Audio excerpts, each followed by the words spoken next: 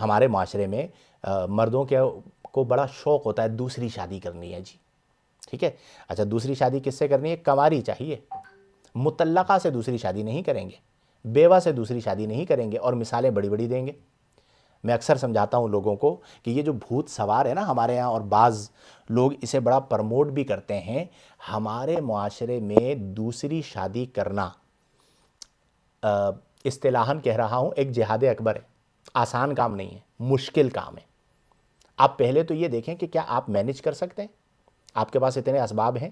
میں کسی زمانے میں انفرادی طور پر تھوڑی بہت ترغیب دلاتا تھا دوسری شادی کی. کچھ ایسے میں نے واقعات دیکھے، کچھ ایسی مثالیں دیکھی، تو میں نے اس کے بعد اب لوگوں کو یوں سمجھانا شروع کر دیا ہے کہ بھائی آپ دیکھ لو کہ آپ مینج کر سکتے ہو. چونکہ ہم جسے دیکھ کر رہے ہوتے ہیں نا، جس پر ہم قیاس کر رہے ہوتے ہیں، اس کی طرح ہم نہ ضبط رکھتے ہیں، نہ برداشت رکھتے ہیں، نہ مینج کر سکتے ہیں. تو قرآن میں جو حکم دیا گیا فَانْكِحُوا مَثْنَىٰ وَثُلَاثَ وَرُبَاعَ مَا طَابَ لَكُم مِّنَ النِّسَاءِ، تو مثنیٰ و ثلاثہ و رباع اس وقت ہے جب آپ عدل بھی کر سکیں. اب اگر آپ نے ایک شادی کر لی اور اس کے بعد آپ اس کے حقوق تلف کر رہے ہیں، اسے اولاد نہیں دے رہے، نان نفقہ نہیں دے رہے، باری کے وقت میں ٹائم نہیں دے رہے، اور آپ نے اسے مجبور محض کر کے رکھا ہوا ہے، تو یہ بڑی بری بات ہے. عورت پر اگر آپ ظلم کریں گے نا تو پھر آپ کبھی بھی نجات کو نہیں پا سکتے. آقا کریم صلی اللہ علیہ وسلم نے فرمایا خیرکم، تم لوگوں میں بہترین وہ ہیں، خیرکم لأہلہ، جو اپنے گھر والوں کے ساتھ سب سے اچھے ہیں. وَأَنَا، اور میں محمد صلی اللہ علیہ وسلم، خیرکم، تم لوگوں میں بہترین ہوں، لأہلی، اپنے گھر والوں کے ساتھ.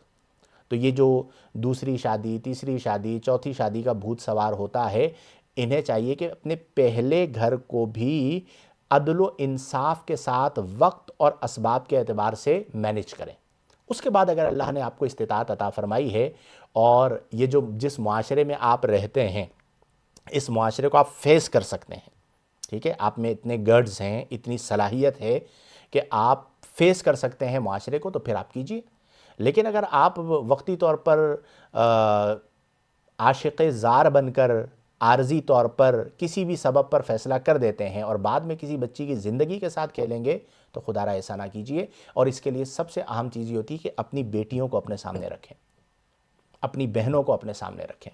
ٹھیک ہے، کسی بچی کا گھر آپ خراب کریں گے، شادی کرنے کے بعد طلاق دے دیں، مجھے سمجھ میں نہیں آ رہا، کسی بھی پریشر کی وجہ سے، تو اس بچی کا کیا قصور تھا؟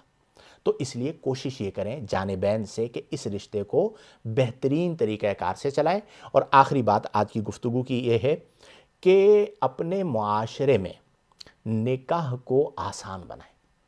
آج ہم جتنی فحاشی دیکھ رہے ہیں، اوریانی دیکھ رہے ہیں، معاشرے میں بدکاری عام ہو رہی ہے، اور بہت سارے معاملات ہیں آپ مجھ سے بہتر جانتے ہیں. اس کا ایک سبب کیا ہے؟ ہم نے نکاح کو مشکل بنا دیا. ہمارے دین نے نکاح کو بہت آسان رکھا تھا، چند ہزار روپے میں نکاح ہو سکتا ہے حق مہر کے ساتھ، لیکن لاکھوں روپے کے اخراجات، کیا کچھ نہیں بنایا جاتا. پھر ہمارے یہاں بچی والوں پہ کتنا برڈن ہوتا ہے، جس کی 5 بچیاں ہیں، لاکھوں لاکھ روپے چاہیے ہوتے ہیں. اب تو متوسط طبقے کی شادی بھی 30-40 لاکھ روپے میں ہو رہی ہے. عمرا کو تو آپ چھوڑ ہی دیجئے، غربا کی جو شادی ہے اس کے لیے بھی 5-10 لاکھ روپے تو کم از کم چاہیے ہوتے ہیں.